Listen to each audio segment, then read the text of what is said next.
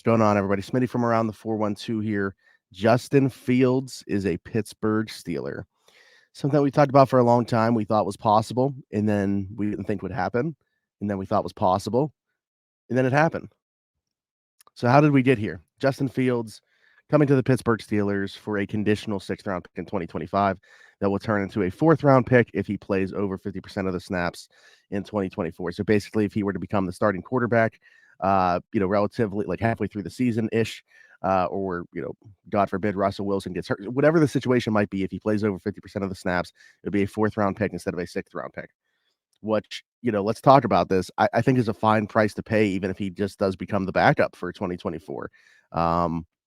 It's less than what the Eagles gave up for Kenny Pickett, all things told. I mentioned in that video, if you take everything into consideration, the trade value basically equals out to Kenny Pickett for a fourth round pick. Unless Justin Fields plays 51% of the snaps this year, they get Justin Fields for a sixth round pick to be the backup. Which one are you taking in that scenario?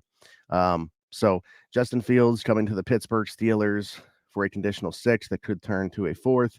So let's talk about how this happened. If you guys follow me on X, kind of been talking about this quite a bit. I was in a space actually prior to it happening, and I said 70% chance I think that it does. But I felt really good about it. Like, the quarterback room was not a quarterback room. It was literally just Russell Wilson, like the Will Smith meme in Fresh Prince of Bel-Air, where he's just looking around the room. Nobody else is in it. That was Russell Wilson in the quarterback room until this team acquired Justin Fields.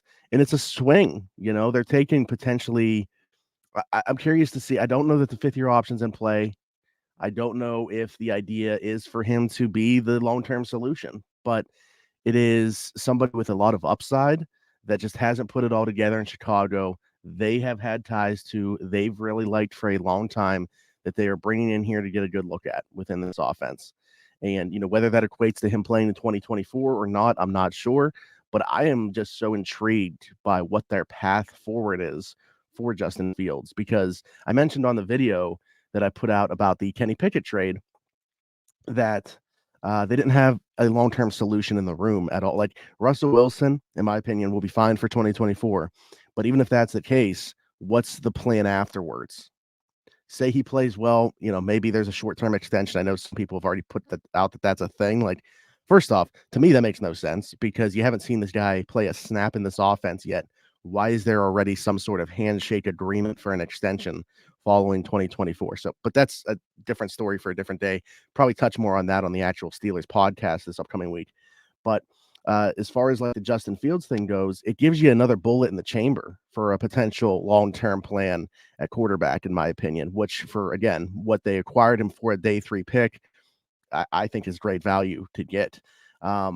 So whether or not he ever does become the starter, I think it was still a good trade.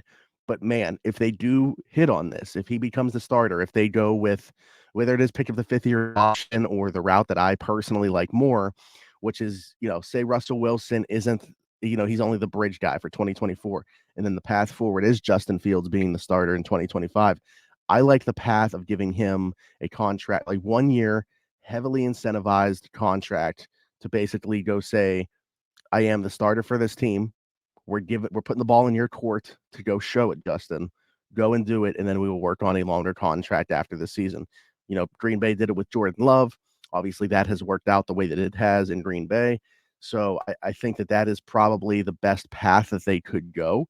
But again, like, there's a lot of variables in this. What if Russell Wilson goes out there and plays really well? What if there is, say this is a real thing that Dulac put out about these, Russell Wilson's camp and the Steelers intending that was the part that got me, intends to work on an extension following 2024. Like, it should have been ideally, in my opinion. Like, if all things go well, sure, that makes sense.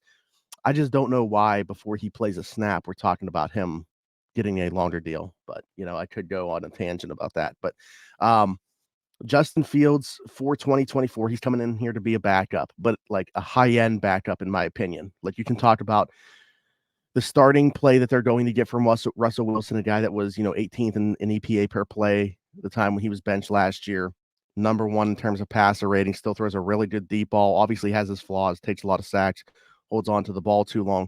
But like when you talk about a number two, like how many better number twos are there around the league? You look at the look at the Steelers quarterback situation from last year to this year and look at where those guys have all gone to. Kenny Pickett backing up Jalen Hurts in Philly, Mitch Trubisky backing up Josh Allen in Buffalo, and then Mason Rudolph, I would assume, based off what they paid him, and you got to get a good look at Levis this year at least, I think, and then decide what the path is there for them, backing up Will Levis in Tennessee. And this team won 10 games last year with those three guys being the quarterbacks, all guys that are going elsewhere to be backups now. So, I look at this quarterback room right now, and they're still going to add to it, I think. We'll see if, a mid-round pick is in play. I threw out another name. Like, I don't think it's out of the realm of possibility for them to add another vet to the room plus a draft pick. Like Josh Dobbs, to me. I think if he's still sitting around there, I wouldn't rule out another stint with the Pittsburgh Steelers, to be quite honest with you. How many times do we see 3+ quarterbacks being needed? And if the Steelers, it seems like the draft, route that they like the most, Jordan Travis, I think makes a lot of sense. And if that's the case, you don't want him to see the field at all in 2024. So God forbid something happens to multiple guys in this room in front of Russell Wilson and then Justin Fields. I think a guy like Josh Dobbs is a nice safety net to have in place. So, but again, that's neither here nor there. Justin Fields, we've talked about, he really hasn't taken the steps that you would like to see as a passer. That is still, I mentioned on an episode of Around the 412 when I was going back and watching him that he was obviously a very fun player to watch, but man, was it frustrating to watch him work from the pocket. So I'm curious to see, you obviously would like to see him improve there, but how much of the emphasis, if he ever were to become the guy within this offense, is going to be about just accepting that and, get the pocket moving, get him out of the pocket, running a lot of like RPO stuff. Obviously, Arthur Smith heavily play action offense, and kind of building off the strengths. I think that's why a lot of people linked Arthur Smith and Justin Fields together for a long time, going back to when Arthur Smith was in Atlanta and Justin Fields was coming out of Ohio State. So I definitely think that this pairing can work, but, do we have the right coaching staff in place to see him actually progress as a passer, or more so just mask the deficiencies that are there for him as a passer? Really live arm. He's got enough juice for sure, and that is not the problem. If anything, he's probably got a little bit too much. Struggles to take some off of it at times. Doesn't have that change up. If you bring a baseball term into it, the layering of throws, and again, like the footwork in the pocket hasn't been great. The understanding of what defenses are throwing at him. But a lot of those things are those so ingrained now that they can't be broken. Because a lot of bad habits could be built within that ecosystem that was in Chicago. Is Pittsburgh the right place? We don't know what this coaching staff is going to be in Pittsburgh, but is this the right place for him to come and rebuild his value and build him back up as the very talented prospect that he came out as? I'm very interested to see how this goes. I'm at the very least, man, training camp in the preseason is going to be a blast. I know a lot of people don't care for the preseason very much. Man, I think there's going to be a ton of reason to watch the preseason this year, and we haven't even gotten to the draft yet.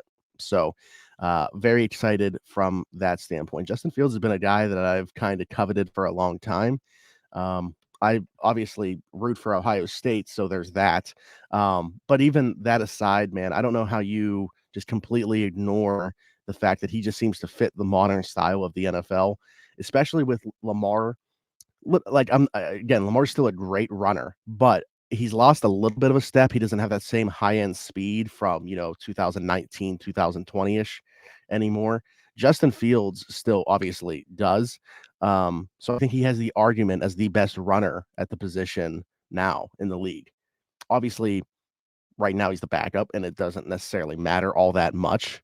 But again, if you are investing in this guy, if the plan bringing him here was for him to be part of the long-term solution at the position, again, something to build off of. And that's why he raises the floor of an offense. I get questioning the ceiling, what that can be, but no doubt to me, he raises the floor of what an offense can be, because at the very least, when things go bad, when things break down, he can use those legs and get out of a lot of situations himself. I think he masked a lot of problems in Chicago. definitely before Luke Getsy, but even last year too. Which is why I thought it was odd that like people were linking him to the Raiders because Luke Getsy's the offensive coordinator there now, and that would have been interesting to see how those two would run it back again. But obviously we're not there. Justin Fields is coming to Pittsburgh. And it doesn't sound like it's going to be much of a competition for 2024, at least for now, until I hear something or something else is put out there. I will take them at face value for that statement and believe that this is Russell Wilson's job in 2024. That's just why I'm so curious about what the path forward is for Justin specifically. Is he just a backup for 2024, or are there greater plans for him in 2025 and beyond? Are they going to pick up that fifth-year option? Are they gonna, just see what he looks like in this system, even though he won't be necessarily, hopefully, in their minds, be playing in games, but get a good look at how he runs the offense and feel good about him going into 2025? Or is it literally just a one-year thing and he hits free agency again? I said again, but it hits free agency. A lot of interesting things could happen from this, but I think it was a necessary move following Pickett's trade to get a guy like Justin Fields in here in this room to be the backup to Russell Wilson. Because, God forbid an injury does happen or things go south, you do a lot worse than having to plug Justin Fields into this offense, in my opinion. So we'll see how it plays out. Let me know your guys' thoughts on this. Just wanted to put out a quick video. Appreciate the support, especially as of late. Everything's been bumping lately. We appreciate that. Both at Steelers Now, with the afternoon drive, as well as right here with Around the 412 and all my personal stuff as well that I'm doing. So a lot of content continuing to come as we go through free agency. And then, of course, the NFL draft next month. We're doing a live draft show. We will be here live both Thursday and Friday. Not doing a day 3 stream, that's for sure. But nights 1 and 2, we will be here for both. A lot of giveaways during both nights as well. So like, subscribe, hit that notification bell. Be here for the NFL draft. Have a chance to win some prizes. Just have a lot of fun. Mid Kuiper, my alter ego, my persona, will definitely be in the building for the NFL draft, breaking down the picks. So like, subscribe, hit that notification bell, hit me in the comments. Let me know your thoughts on the Justin Fields trade. Follow us everywhere at Around the 412. We're on all social medias, so hit us up over there as well.